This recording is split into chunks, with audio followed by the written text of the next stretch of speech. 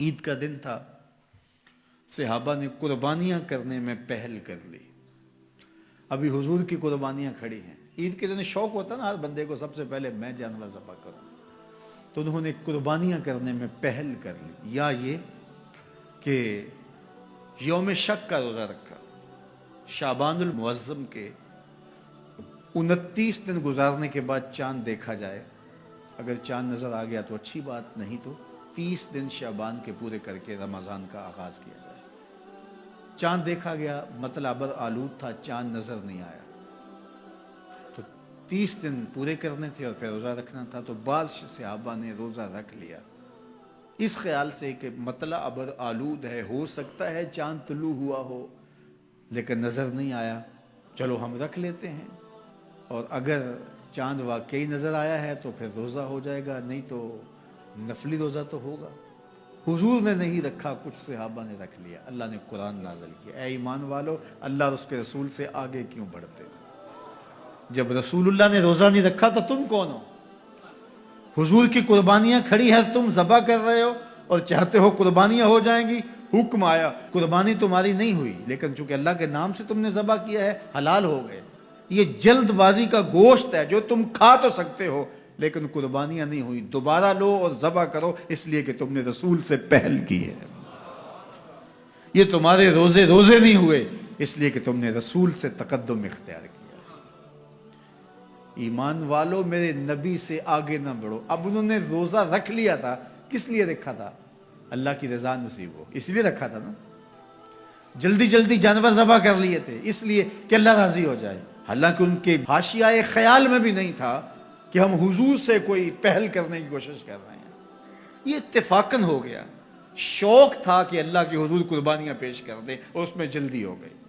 شوق تھا کہ چلو اللہ کی عبادت ہو جائے، شک کے دن کا بھی روزہ رکھ لیتے ہیں۔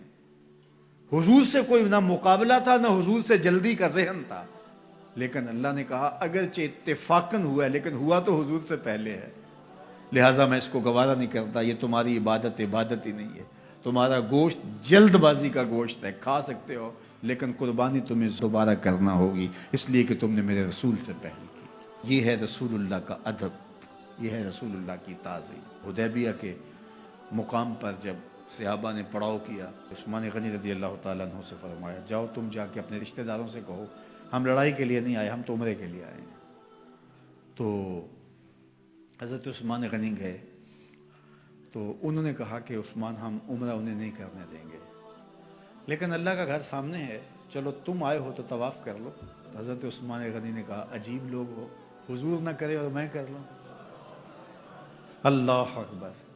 اچھا، صحابہ کے ذہن میں بھی یہ بات آئی، ان کو طواف کا وہاں موقع مل گیا ہوگا، بچھڑے ہوئے تھے، کتنا عرصہ ہو گیا تھا مکے کو چھوڑ کے آئے ہوئے۔ جب حضرت عثمان غنی واپس آئے تو کہا کہ عثمان، تم بڑے خوش قسمت ہو کہ تم نے طواف کر لیا ہوگا۔ کہا تمہاری غلط فہمی ہے، میری خوش قسمتی یہ نہیں کہ میں نے طواف کیا، یہ کیسے ہو سکتا ہے؟ حضرت عثمان نے کہا میں 1 سال بھی وہاں رکتا تو طواف نہ کرتا اگر میرے رسول نے نہیں کیا۔